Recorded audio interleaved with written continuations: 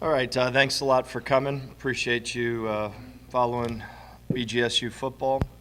Like I said at the end of the game, we did not play particularly well up front on the offensive side of the ball. I think nothing has changed up front. You know, we've got the same group of kids, really good kids that played unbelievable football, in my opinion, strength of our team weeks 1, 2, and 3. And for some unknown reason, and I got to do a great job with this, is we lost some confidence, and I can't figure out why. And have not played to the standards of our ability, and we're playing really hesitant, to be quite honest with you. And we need to get back to having some confidence and letting it rip, and not worrying about making a mistake, because I honestly believe that's what's occurred these last 3 weeks. I said to our defense, it's the first time, in my opinion, that we played BG football up front and on defense. I thought we were exceptional, and it's all mindset. Against ODU, we did not have that mindset. Against Akron U, we did not have that mindset. And we did against Northern Illinois. So the message to our team is quite simple, is we're going to play with the guys that want to play. We're going to play with the guys that we did weeks 1, 2, and 3 and have tremendous confidence and letting it rip and playing with tremendous energy and confidence and not be afraid to make a mistake. Mistakes are going to be made in football. That happen all the time. We want to minimize them, there's no question about it. But whenever you're at two positions in particular, when you're at the quarterback position and you're worried about making a mistake, you're going to fail. Whenever you're at the O-line position, because I think it's as complex as the quarterback position, and you're afraid of making a mistake, you're going to fail. So we need to coach that really hard, really well. I have no question in my mind that this team, if they get the confidence back, could be one of those special teams at Bowling Green.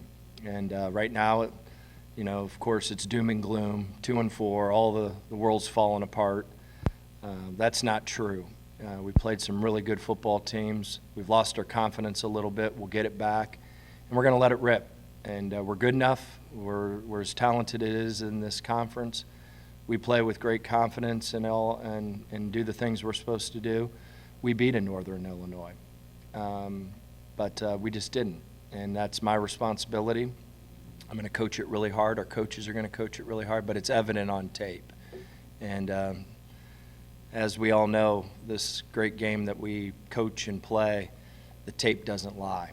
And when you watch weeks 1, 2, and 3 up front, was the strength of our team, and still is the strength of our team. We just got to get back to that mindset, mentality, and play that way. And we will. I'm confident in these kids, confident in our coaches, confident in myself. And, you know, there's a lot of football to be played here. There's anywhere between 6 and 8 games left. There's a lot of football. And, you know, we just got to get back to who we are, do what we're supposed to do, be great during the week, have super habits, coach our tail off, believe, and our actions need to equal what we believe, and we do that, we're going to be just fine. So we've got a Kent team, and just like I said, you could take all those logos and all that crap and take them off. Anyone can beat anyone. I know they're struggling right now. They're in a rebuild. Been there, done it, got the T-shirt, but also when I was in a rebuild, we beat Minnesota. We beat Toledo for the first year. So I understand what they're going through, and I understand that, you know, if they have the right mindset and we don't, anything can happen. So that's college football these days, and you know, I'm hoping, and I knew, and I foresaw what the craziness that was going to happen weeks 4, 5, and 6. All this redshirting, transfer portal, all this nonsense that's going on in college football. It's distracting, and hopefully the distraction's in the past, and we can concentrate on being who we are and doing what we're supposed to do and at a very, very high rate, and walk around with a little swagger and have a little confidence. So that's been the message. That's the truth. I've always said the truth. But to sit here and say this is a bad football team, it's not. It's a really good football team that did not play well weeks 4 and 5 defensively, played excellent week 6. And we lost a little bit of our swagger up front on the offensive side of the ball for the last couple weeks. So we just got to put it together and be consistent for the next 6 weeks and let it rip. And we do that, we'll have a chance.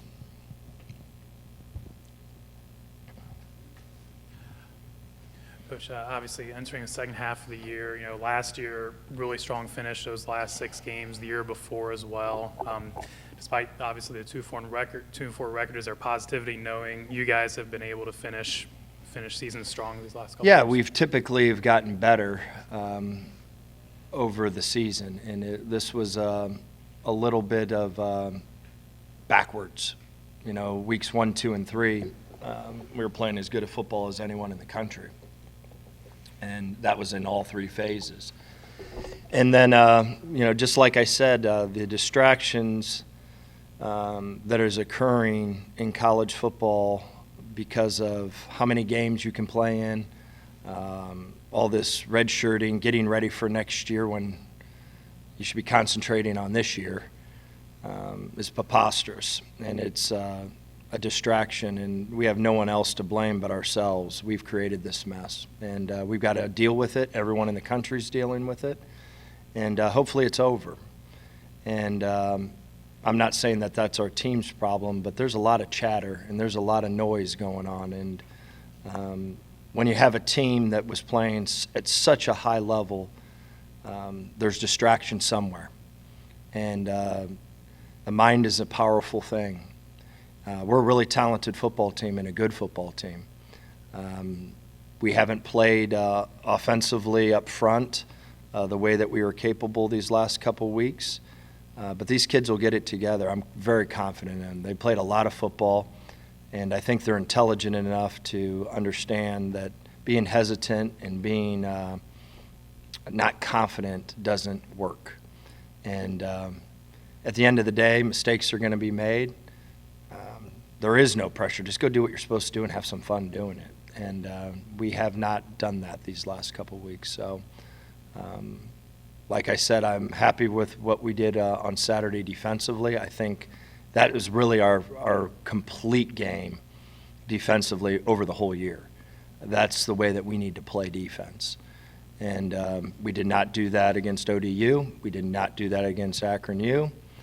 And so we got to maintain that on defense, get our confidence back on the offensive front in particular, and go out and I'm not saying play carefree football. There's an intensity that you have and a focus that you have, but we played extremely tight, in my opinion. And I've watched guys rock off the football weeks 1, 2, and 3. I mean, rock off the ball, flat back, coming off like a maniac. And I've watched these last 2 weeks guys stand up, look around to see if there's a twist, and then try to come off the ball. And that doesn't work. It never's worked, and it's not going to work. I've had a quarterback, not too many of them. I had one that literally had to wait for the wide receiver to be wide open. Then he'll throw it.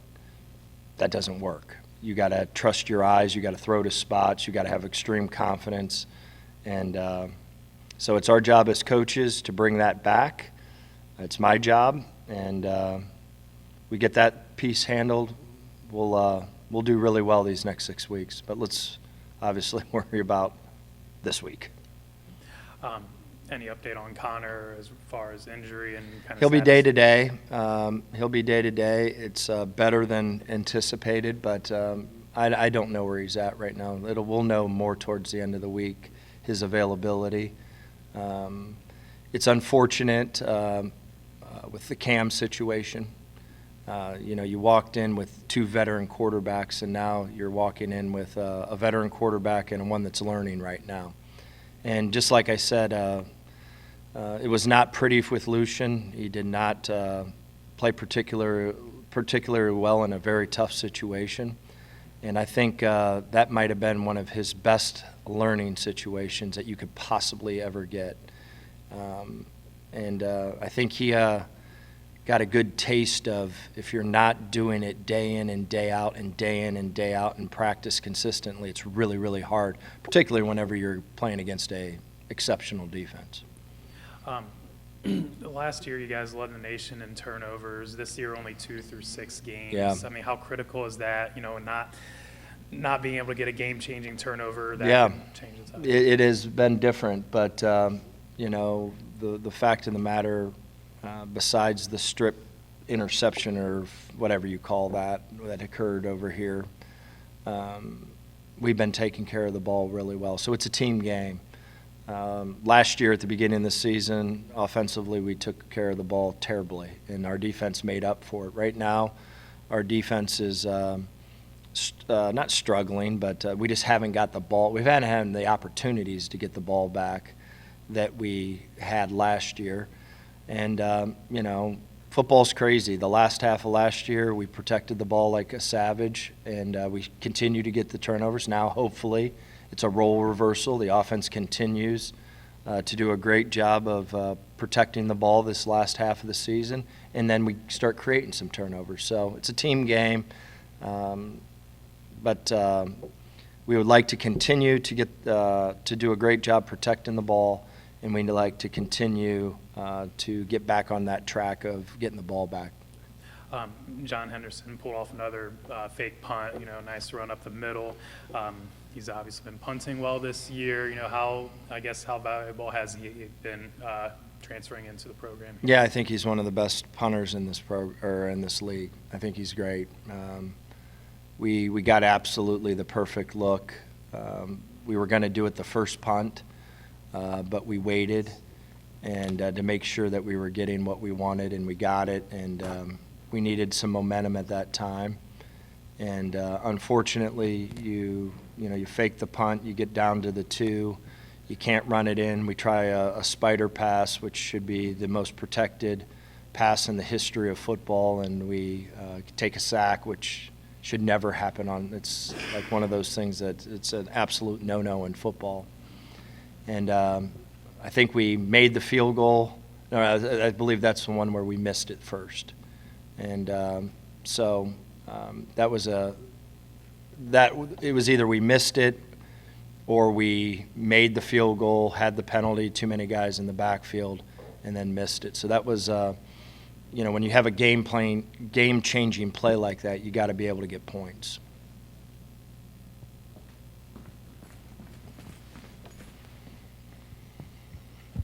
Jackson Cleather missed his first field goal. Zach Long came in. What led to Cleather going out of the game? He had an injury. Yeah, he had an injury. So he'll be day-to-day also. We'll know more about him later this afternoon on his status. So that's why Jack took over the field goal kicking. This past week was also really the first week that Harold Fan Jr. didn't do too much on the offensive side, opposed for 1 or 2 plays. Was that more of lack of execution on your guys' side, Northern Illinois playing great defense? Well, I said this after the game, and it was the truth. The first drive of the game was our game plan. The second drive of the game, we moved the ball extremely well. We were able to call the plays that we really wanted to attack the defense, and we moved the ball the first 2 drives exceptional.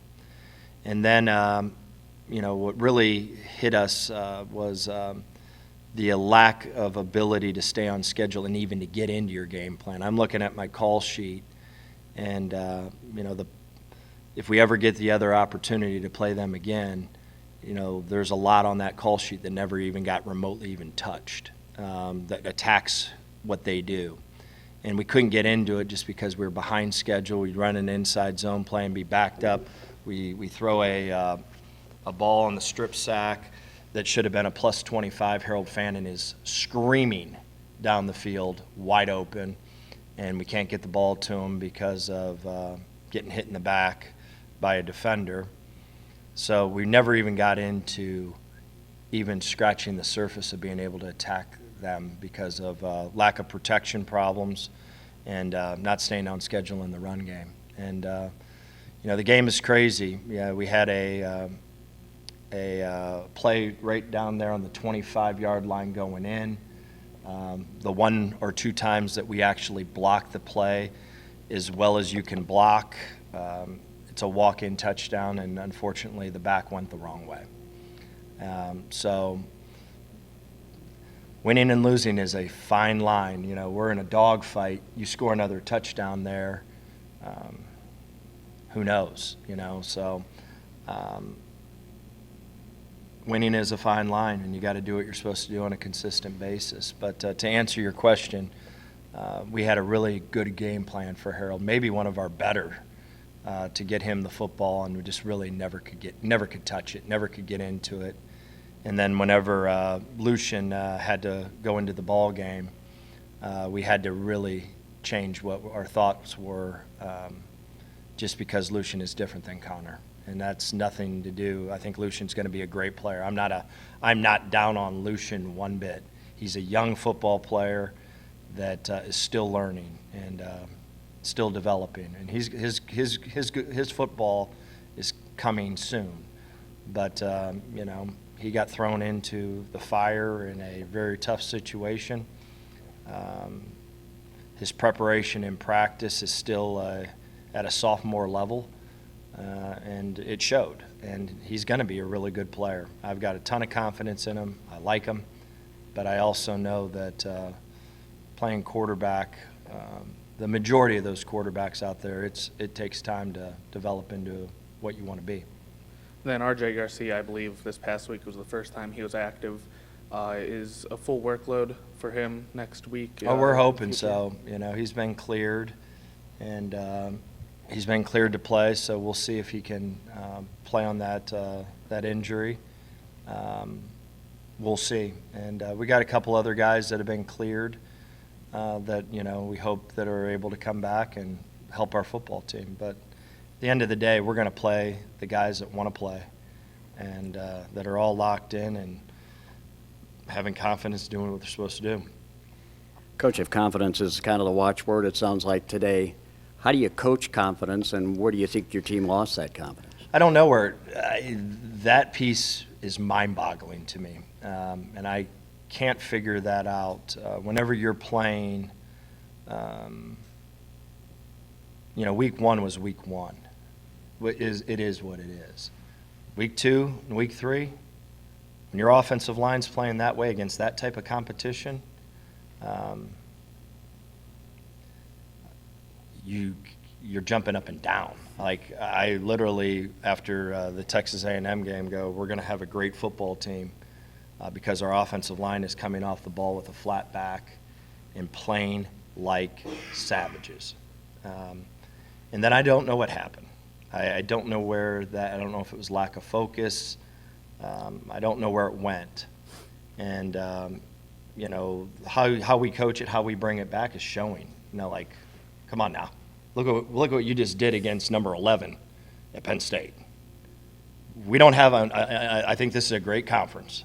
Unbelievable. There's some really good players, and there were some really good defensive linemen on that field against Northern Illinois. But they're not number 11. And they're not number 0. And they're not number 8 at Texas A&M. So showing them and encouraging and showing them what they've done, I think, is critical.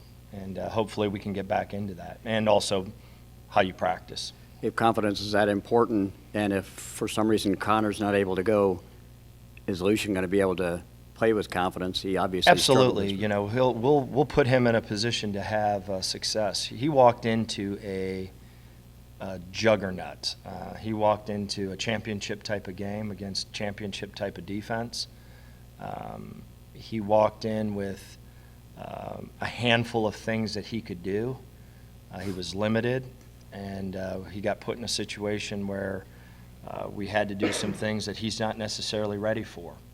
So we will make sure that if Lucian's our quarterback, that we put him in a position to have success, and we'll do that. And You know, he got caught into a deal where, you know, you're late in the game and you have to throw it, and you have to do this, and you have to do that. And I'm not saying he can't throw because he can, but there's certain things that he's ready for, and there's certain things that he's not yet right now.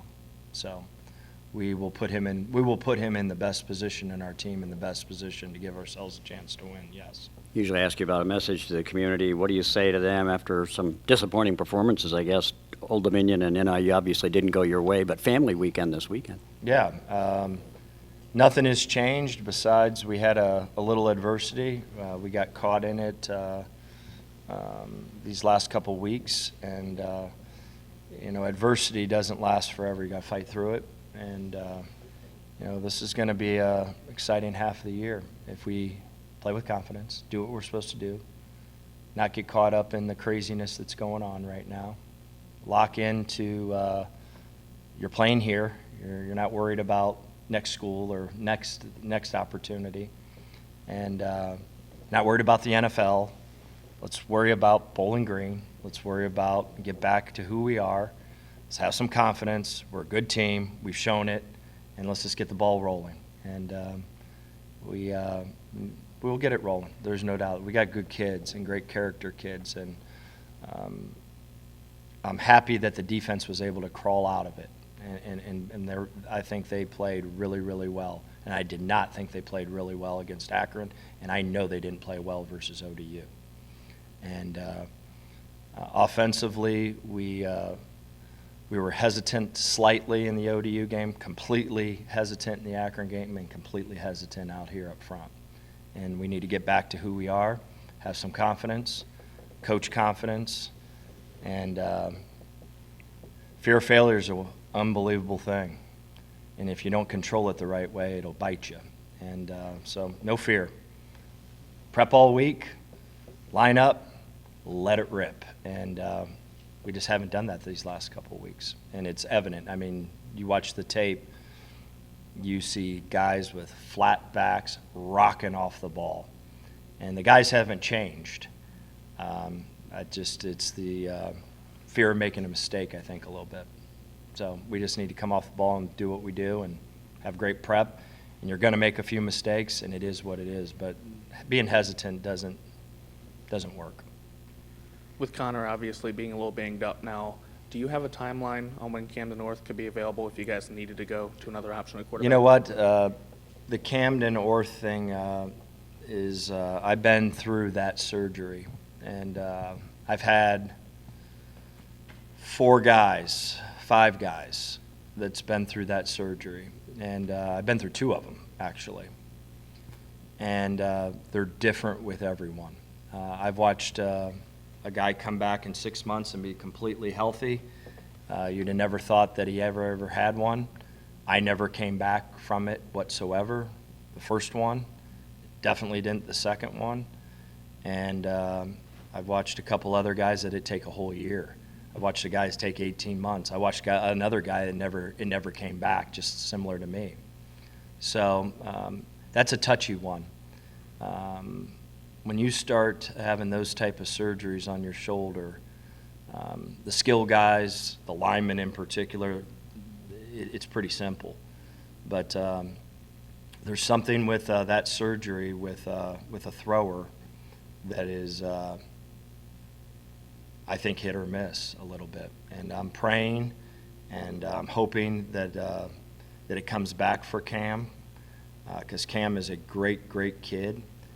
He loves football. He loves Bowling Green. He's selfless.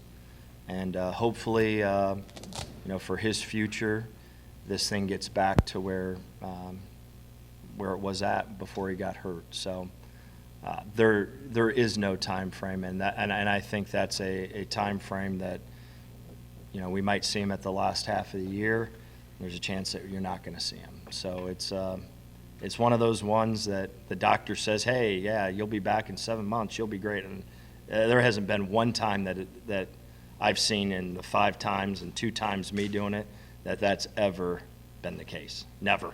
I mean, ever. And good people have done these surgeries. It's not like, I'm talking elite doctors. And that's tough surgery. It really is. It's for a thrower, quarterback, it's a tough one. Nate, I guess, how does the offensive line kind of get that confidence back, from the first 3 games? Obviously, a tough couple games here recently. Just what does the unit need to do to really kind of get to that performance level like the first few games? I think what Coach Loeffler said was exactly right. We came out this season, we were hungry, we wanted to go out there and, fire off the ball, like he said, and do our jobs to the best of our abilities. And I feel like these last few weeks, we've had that fear of failure where we're scared of not being perfect. And I think instead of focusing on being perfect every snap, we should focus on winning every snap, focus on beating the guy in front of you. And you're never gonna come out and have a 100% game, especially at O-line. And knowing that when you're going into a game could make you play way better than if you are trying to get a perfect game. 2-4 again at the midway point, but obviously you guys are playing pretty well. Knowing that you guys have had really strong second halves of the season the last couple years, is that kind of a positive to build on as well? That, you guys can finish a year strong and really, see the results that you want? It is. We have an old team. We have a lot of experienced guys, a lot of guys that have played a lot of football, so we all know what's in front of us and what we have to do in order to reach the goals that we have. And the good news is we're 1-on-1 in the MAC. It's all in front of us. We have an opportunity to go out there and keep it in front of us, keep winning and do our jobs. Obviously, Connor went down with an injury. Lucian comes in. How do you, obviously, a couple different style of quarterbacks, how do you kind of try to adjust, especially if Connor is still kind of hurt? Just how do you adjust between, the two and everything like that? We want to just run the play called. As an offensive line, we want to protect our quarterback the best we can, and we got to, with Lucian running the ball a little bit more, we got to know those plays to where the quarterback's running the ball, know the adjustments for that, and be on top of it. And like I said, fire off the ball. Try not to be perfect, but be savage, be good at our jobs. Obviously, Kent State comes in here. They've lost 15 in a row. Been a little better the last couple weeks for them, but just how motivated are you guys just to, not have a letdown against them, not give them any confidence and really just try to take control in this game? It's going to be a good game. We still got to play Saturday. It's not like losing 15 games is going to do anything for us. It's 0-0 when we take the field. We got to prove it every down, and that's what we have to do Saturday. We have to get back on track as offensive line. I myself had a very poor performance against NIU. Need to step up and worry about doing my job, and the rest will take care of itself.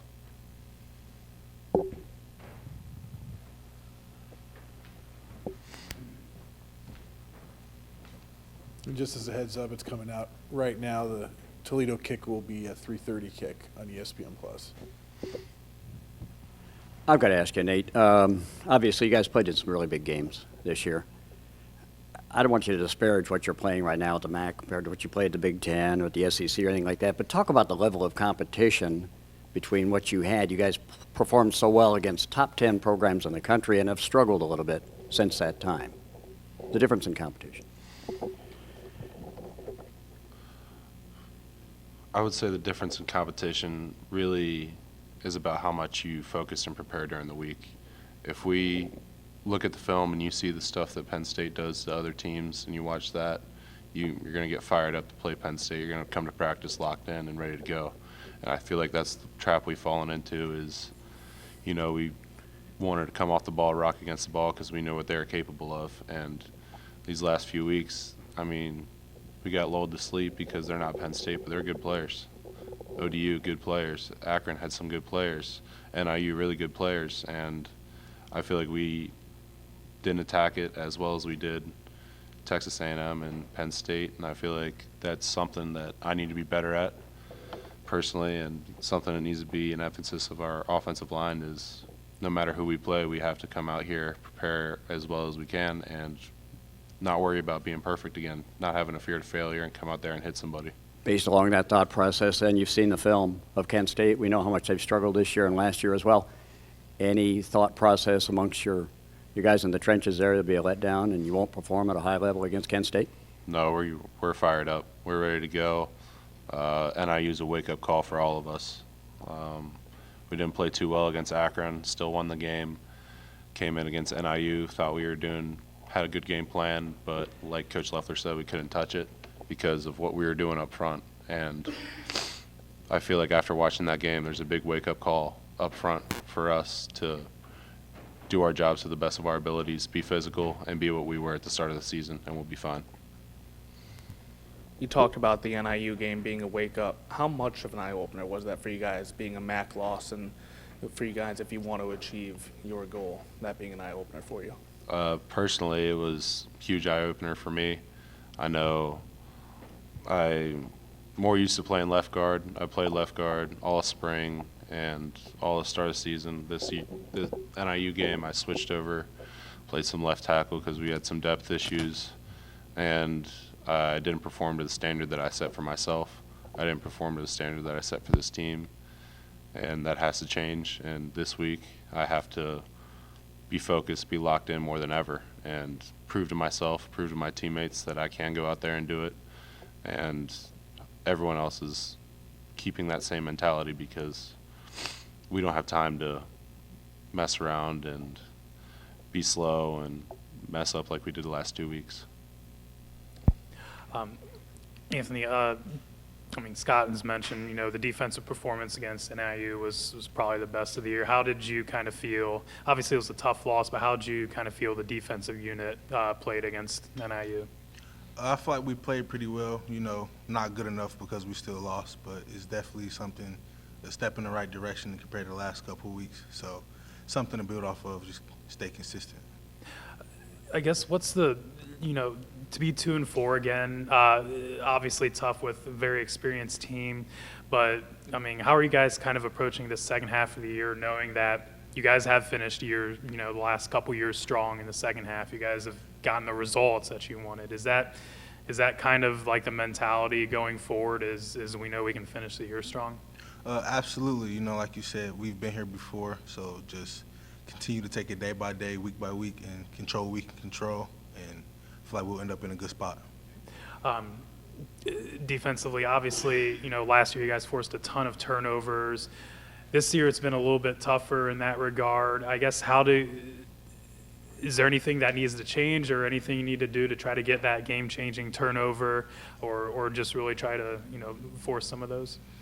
It's we just play hard, I feel like those will come along with that consistency piece, just everybody flying to the ball, everybody playing hard, and the turnovers will happen for us, and they'll happen when we need them.